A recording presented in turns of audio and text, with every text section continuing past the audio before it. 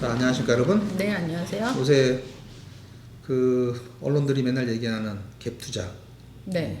갭투자로 300채, 500채를 했다. 만채라면 뭐가 문제야? 전혀 문제가 없는 거지, 정상적으로 했으면. 그죠? 정상적으로 안 했으니까. 정상적으로 안 쓰니까 문제가 되는 거잖아요. 네. 그리고 은행들도 그거를 보는 은행들의 태도는 어떨까? 아, 대출을 주지 말아야겠구나. 전세자금 대출 해주면 안 되겠구나. 위험하구나 라는 생각을 하겠죠. 아파트는 그런 게 거의 없어. 아파트는. 왜냐 아파트는 그 해당 아파트 단지의 매매가 전세가가 실시간으로 딱 그게 기록이 되잖아요. 그리고 아파트는 기본적으로 KB 시세 기준으로 그런데 해요. 얘는 표준 상품이야. 네. 표준 상품이기 때문에 표준화, 정량화하기가 좋아요. 수치화, 정량화하기가 좋아. 근데 그 주변의 빌라들은 큰 놈, 작은 놈, 해 안 들어오는 놈, 해 들어오는 놈, 시궁창 옆에 있는 놈, 뭐 그렇잖아요. 백화점 옆에 있는 놈. 얘는 표준화, 정량화하기가 굉장히 힘들어. 즉 수치화하기가 힘들어요. 네. 그럼 사기는 어디서 발생하겠어요? 당연히 수치화하기 힘든 데서 그렇죠. 발생을 하는 거지. 네. 언론에서 보면 그 역시 우리 개쓰레기 그 언론들 갭투자 500채 뭐 그 사람들을 뭐 난리 났다. 나는 그걸 보면 이해가 안 가더라고. 나도 이해가 안 가더라고. 아니 그 임대차 3법으로 전세가 얼마가 올랐는데 왜 못 빼준다는 그걸 거지? 왜 못 빼줘? 전세가 잘 나갈 텐데. 나간다 그러면 땡큐인데? 그걸 왜 못 빼줘? 500채 만채를 하면 어때? 빼돈 버는 거지. 그러니까 왜 안 나간다는 거지? 전국적으로 전세값이 다 올랐는데 임대차 3법 때문에. 그렇죠. 그러니까 우리 사회초년생들 네. 결국은 이 사회초년생들을 사기친 것밖에 안 되는 거에 실장님 얘기처럼 보험이 안 들어져 있대. 내가 은행을 통해서 전세자금 대출을 받았으면 아, 전세자금 대출 신청을 안 했구나. 무조건 보험을 들게 돼 있잖아요. 그렇죠. 근데 보험이 안 들었대. 한 50% 정도가. 그럼 전세자금 대출 안 받은 거네. 얘네들은 자기 돈이 들어간 거지. 100%. 예, 왜냐하면 은행에서 거부된 거지. 아. 은행에서 거부된 거죠. 전세자금 대출이 거부를 했으니까 얘들이 자기 돈을 넣었을 거 아니야. 네. 그리고 이렇게 빌라나 이런 데처럼 수치화, 정형화하기 어려운 것. 네. 얘네들은 감정가 그 수치화를 작업을 하잖아요. 만약에 그 주변 빌라가 1억이야 팔릴 수 있는 금액이. 네. 그러면 사회 초년생들, 이제 결혼한 사람들, 젊은 사람들을 데려다가 1억 2천에 전세 계약서를 쓰는 거지. 아, 시세보다 비싸게. 그렇지. 1억 2천에 써서 2천만 원을 지네끼리 처먹고 1억은 그 집 주인한테 주고. 매매가 시세를 초과를 했군요. 그래서 이렇게 컨설팅이라고 그러지. 걔네들은 컨설팅이라고 그러더라고. 그렇게 해서 받아 먹고 간 거지. 근데 빌라를 못 파는 사람 입장에서는 그렇게라도 해서 팔고 싶잖아요. 그렇게라도 그치, 해서 팔고 빌라는 잘 싶잖아요. 안 팔리니까. 예. 그러니까 그렇게 할 수밖에 없는 거지 주인들은. 그래서 이런 작업들이 조금 문제가 됐고 갭투자 500채, 300채 난 갭투자를 10만 채를 해도 난 이상이 없다고 생각해요. 정상적으로 한다 그러면 그게 뭔 상관이야. 장난을 쳤으니까 문제가 되는 거지. 만약에 1억짜리 빌라가 뭐 전세가 당연히 은행에서는 한 6천밖에 안 해줘요. 빌라가 더 적게 나와요. 네, 6천밖에 안 해줘요. 네. 해줄 수가 없어. 그러니까 당연히 보증서가 없는 거지. 그렇죠. 그 다음에 전세 보증 보험을 못 드는 거고 가입이 안 된단 말이야. 그러니까 자기 돈 낸 거고 돈을 다 날린 거예요. 그렇죠. 근데 문제는 뭐냐면 이 사기 구조에는 여러 협력업체들이 들어가요. 그렇죠. 일단 네이버도 협력업체라고 봐야 돼. 자이든 타이든. 아, 그리고 참 맞아. 그거는 본 것 같아요. 이 부동산을 끼고 한 거래도 있겠지만은 부동산을 끼지 않고 당사자끼리 한 계약들도 많이 분양. 있거든요. 예. 그거는 이제 미분양, 분양이 안 된 빌라들 들어가서 그렇게 작업도 많이 하죠. 그래서 그런 작업들이 굉장히 많았고, 근데 젊은 사람들은 새 집을 보면 혹하단 말이야. 그리고 보증금은 반드시 돌려받을 수 있는 돈이라고 생각을 하는 거지. 그 물건의 가치가 떨어지면 그 물건의 가치 이상 들어간 내 전세금은 날린다는 생각을 못 하는 거예요. 그만큼의 차액을 날리는 거거든. 네.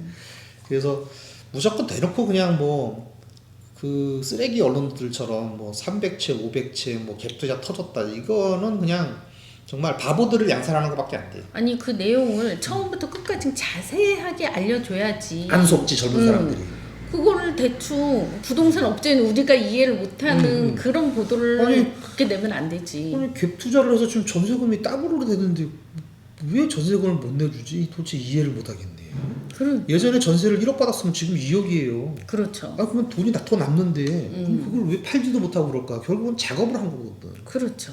작업을 해서 젊은 사람들, 잘 모르는 사람들 눈탱이를 친 거거든요. 근데 아까도 얘기했듯이 자 여기에는 오늘만 사는 분양업자들, 네. 그다음에 네이버, 네. 네이버 광고 나가잖아요. 그렇죠. 근데 여기는 검증이나 이런 것도 아니에요.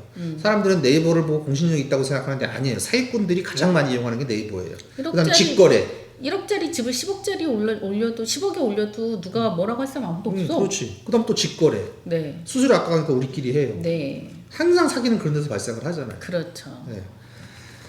맞아요. 전세자금 대출 받을 때도 개인 간의 계약서를 갖고 오면은 임대인, 임차인만 작성한 계약서 갖고 오면은 전세자금 대출 안 안 해줘요. 내줘요. 네, 은행에서. 네. 그 개업한 공인중개사 명판이 찍혀져 있는 그 명판이 찍혀져 있는 계약서를 갖고 와야지 전세자금 그렇지. 대출이 나가요. 네.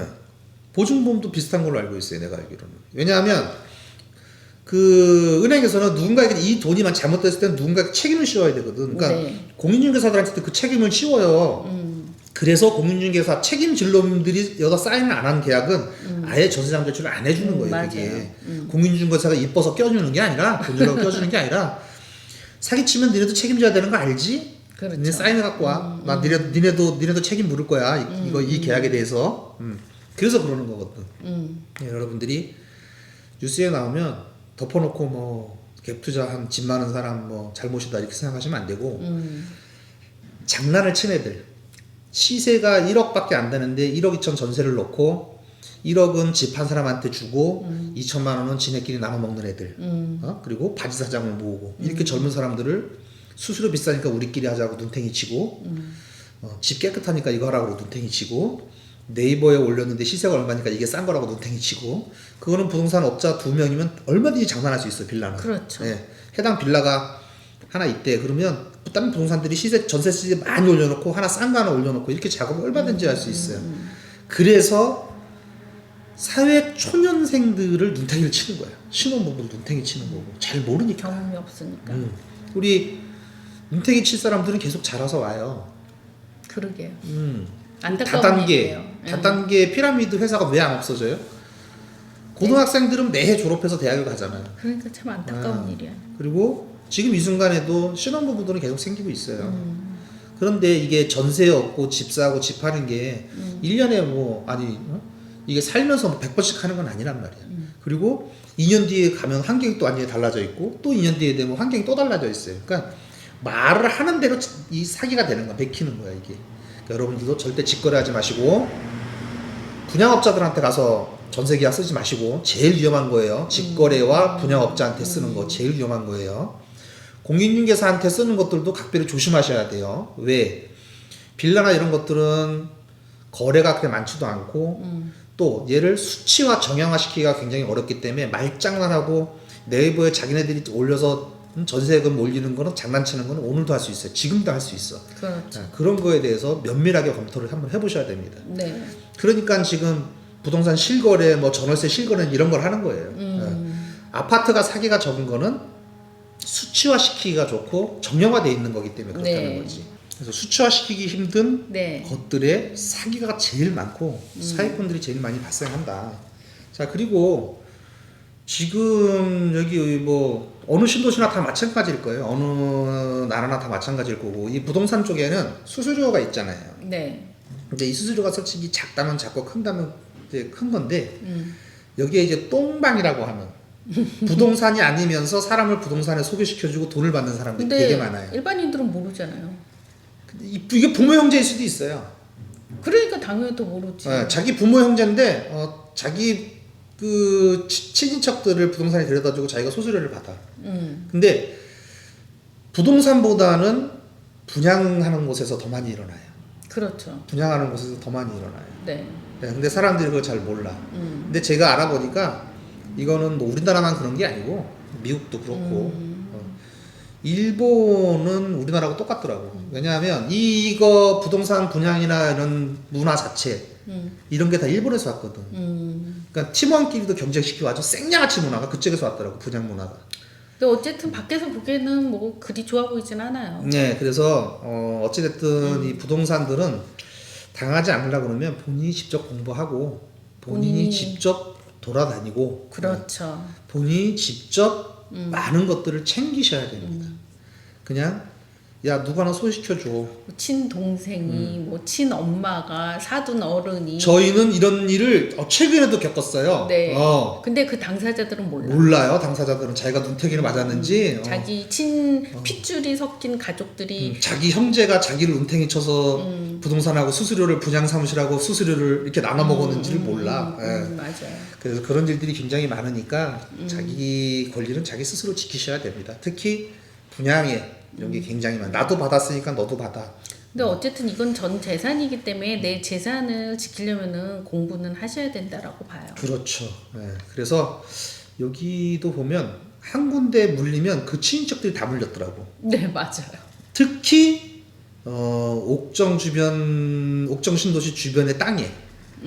그 다음에 일반 상가, 중심 상가에 또 택지. 네. 네. 결과가 좋으면 괜찮은데 결과가 나쁘면 골로 가는 거지. 그렇죠. 그래서 근데 금액들이 꽤 되는 건데. 그래서 나한테 권유한 친척이 뭐 핏줄이 섞인 형제가 혹은 뭐 친구가 권해서 그 친구가 수수료를 또 나눠 먹고 나도 돈을 벌었으면 괜찮은데 수수료는 저놈이 나눠 먹고 나는 폭망했어.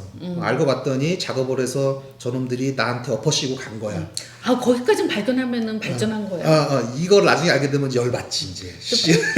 폭삭 망할 때까지 모르시는 분들도 있더라고요. 그래서 하여튼 여러분들 스스로 조심을 하셔야 됩니다. 생각해보면 분양업자하고 썼으니까 당연히 공인중개사 계약서, 공인중개사 사인이 안 들어가 있고 그러니 은행에서는 당연히 대출 안 해주는 거죠. 은행은 공인중개사의 사인을 그놈이 이뻐서 그놈을 수수료를 챙겨주려고 하는 게 아니에요. 어떤 일이 생겼을 적에 그놈한테 책임을 물으려고 그러는 거예요. 왜? 수수료는 어차피 은행이 내는 게 아니거든. 그렇죠. 은행은 수수료는 소비자가 내지만 책임은 그놈한테 내가 묻겠다는 거거든. 네. 그러니까 여러분들 그런 정형화하기 힘들어서 수취하기 어려운 것들 이런 데에 사기꾼들이 다 있다. 아파트는 굉장히 어렵다. 이렇게 보시면 됩니다. 다행히 양주는 아파트 비율이 상당히 많기 때문에 조금 피해가 없을 것 같아요. 옥정 신도시는 빌라가 없어요. 그러니까 연립 아직 이게 없어요. 라피아노가 나중에 하면 하는데 그게 유일한 연립이에요. 그러니까 옥정 신도시 안이나 회천 신도시 안에서는 이러한 문제가 거의 발생하지 않고 바깥에서 많이 일어나는 거죠. 구도시가 이제 연립들 빌라들이 있기 때문에 그리고 최근에 그 임대차 3법이라든가 뭐 저금리 코로나 영향 때문에 부동산 가격이 굉장히 크게 올랐잖아요. 네. 이럴 때 그런 사기가 쉽게 발생하고 그렇긴 하겠어요. 피해자들도 쉽게 나타나는 거예요. 집을 500채, 300채, 1000채 가진 게 문제가 아니라 네. 장난을 친 거. 그게 잘못입니다. 그게 잘못인 거지. 네. 그래서 얘네들은 다 사기죄로 들어가야 돼요. 네. 그래서 오늘 여기까지 말씀드렸고요. 그리고 기레기 언론들도 좀 그따위로 좀 하지 마죠. 좀 자세히 써줘. 자세하게 써줘야 젊은 사람들이 거기에 대해서 이해를 하고 사기를 당하지 않지. 더 이상의 피해자가 나오지 않게. 네이버 부동산에 빌라 연립 전세가 나오는 거는 부동산 2명이면 장난이 가능하다. 그러니 이곳을 정확하게 알고 싶으면 어떻게 해라 라든가 아니면 매매가를 보고 주변의 매매가를 보고 걔를 다시 매매가를 판단을 해봐라 라든가 그렇지. 그런 걸 가르쳐줘야지. 500채 큰일 났다. 멘트만 자극적으로 해. 무슨 뭐 포르노 찍냐? 시청률만 그러니까 올리려고. 클릭률만 올리려고. 신문이 무슨 포르노야? 그죠? 그렇잖아. 뭐가 달라 그거하고. 자 그러면 다음 시간에 다시 뵙겠습니다. 네.